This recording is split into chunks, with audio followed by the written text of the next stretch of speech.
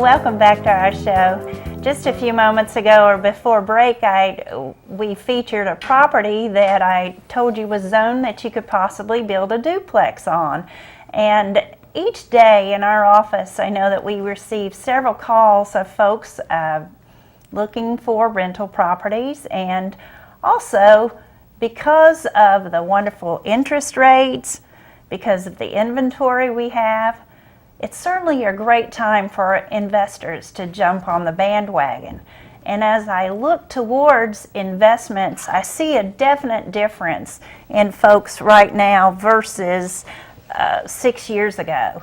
It seems like all kinds of folks were jumping on the investment wagon and they were looking to flip the properties. Mm-hmm. Whereas now I think that folks are making more a better decision to get on the wagon because of the long term of it. And I think that real estate is definitely a great investment.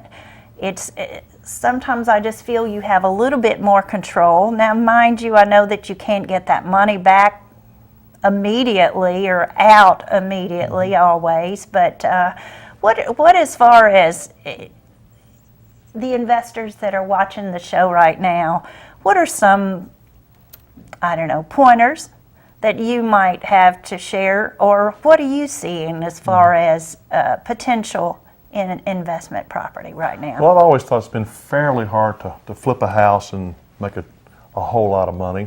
I know people have done that, but you got to be I think that's pretty rare, especially in this market. Mm-hmm.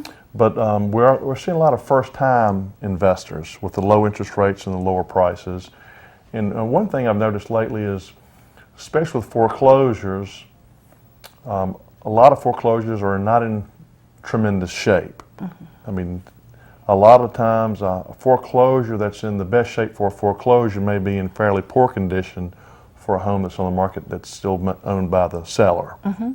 So I think it's pretty much a given. A lot of foreclosures need repairs. And what we're seeing a lot of times is, while that may be a really low-priced property, the banks that own them as a foreclosure really trying to move them and price them very aggressively, price them real low. Unfortunately, that hurts a lot of first-time home buyers because they're getting financing that requires strict appraisals. For example, there's a hole in the wall or missing appliances or some things that need to be done on the house. Even though it might be a great value, the financing won't work because the property type doesn't meet the loan type. Right. So while again that buyer may be more than willing to put in a heat pump or fix the hole in the wall or rip out the carpet, deal with a new bathroom that needs to be updated in a terrible way, again they don't have the cash after closing to do so, or the loan type they're seeking won't work. Mm-hmm. So what we've seen lately is a good chance for investors to get in, maybe buy a property, do a lot of good work to it because they have the cash to fix it up. Then they can still make a profit if they do a good job fixing up. I'm not talking about just painting it, but the house on South Main Street that I was fortunate to list recently comes to mind. The owners there did a really good job of doing some really good extensive work to the property. The home was not in condition when they bought it to meet a lot of FHA guidelines, and now we think it is. Oh, definitely. So I would think so. I think that's a good opportunity for investors. And as you mentioned earlier, rent is in very high demand. I mean, I get a lot of calls about people seeking to rent a home I have listed. A lot of calls, which right. tells me that they're really seeking out rentals and having a hard time locating them. Mm-hmm. So that's an opportunity also for investors. But one of the biggest things is know the location. That is very important, to say the least. Try to find a really good agent who can tell you what that property might sell for once you fix it up. Right. I think that's very important too. So, and we've said all along, work on your financing. So as an investor, you find this property that may need some work potentially, that you know what the bank is going to require of you. Mm-hmm. Well, do you find that as an investor, perhaps, do school districts make a difference? Do you find that true? Sure. I think it makes a big difference.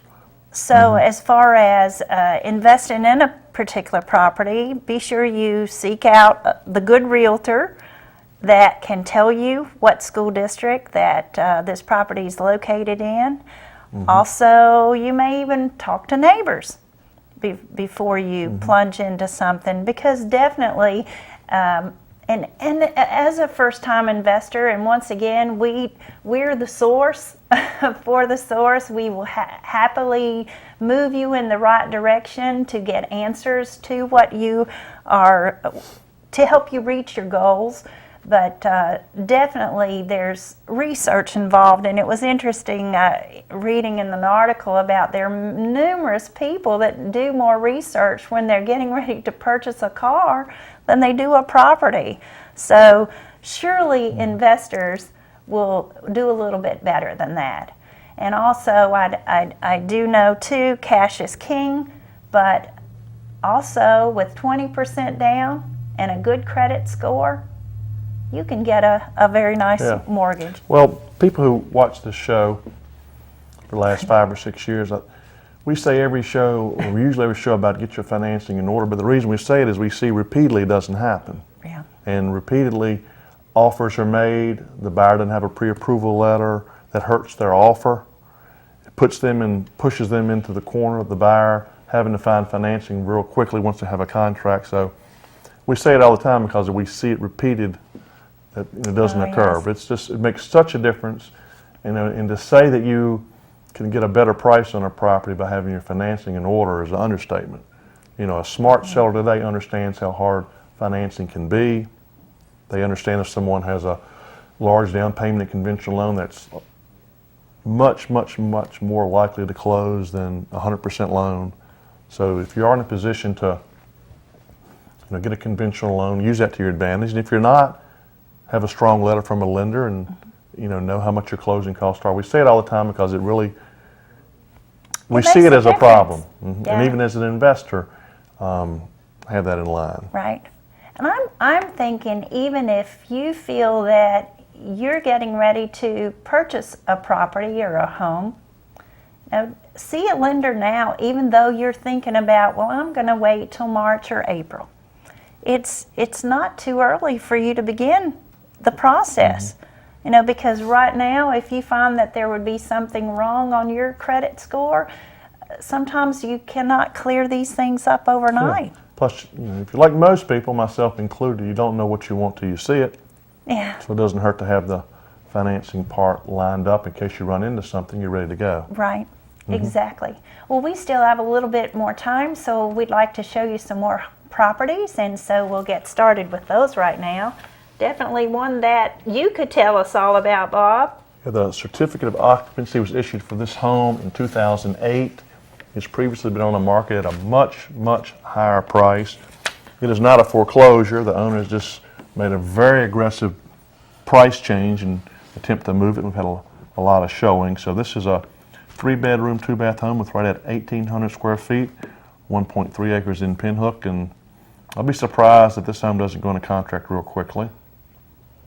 And congratulations to the new owners of this property that was listed by Nancy.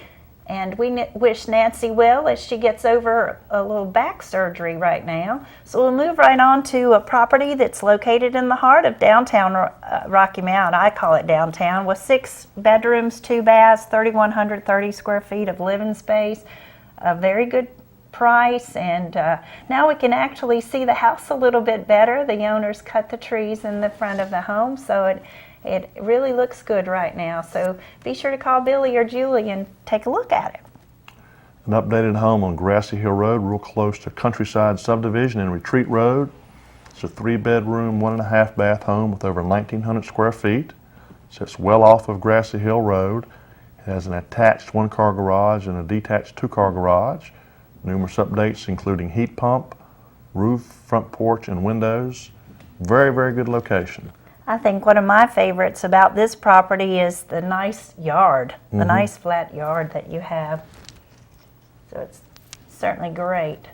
We'll move down to 220 South, and this property is currently under contract, so let's move on to the next one.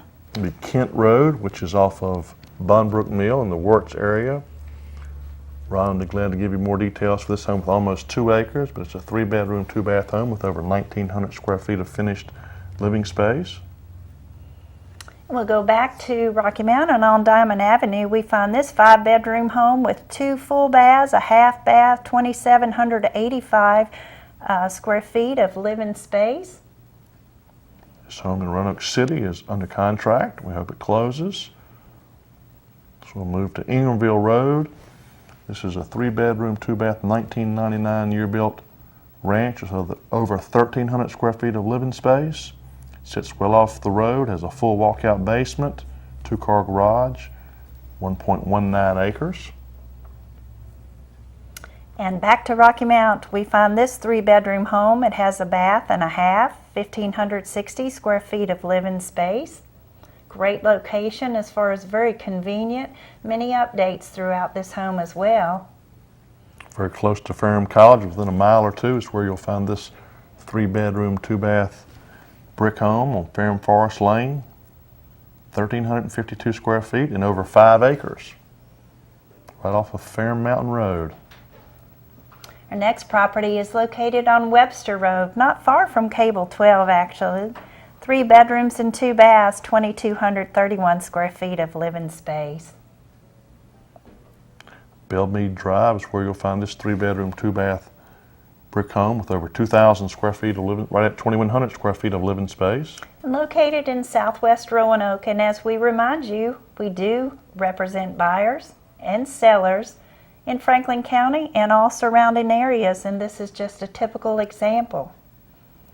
Circle Creek Road with a pinhook address is where you'll find this nice 3-bedroom, 3 full-bath brick home with 1,760 plus square feet, 2+ acres. There's a 2-car carport there to the left and separate driveway leading to several detached buildings, including a garage. And we'll go to Bondbrook Mill Road. This is a great location between Rocky Mount and Boone's Mill. A very nice brick ranch home with 3 bedrooms and 2 baths, almost 2,100 square feet of living space. And maybe that's a good one for us to end up on. We're about out of time. I'm Betty Kingery, I'm Bob Parcell, and thanks for watching Mountain to Lake Realty Showcase. right here on Cable 12.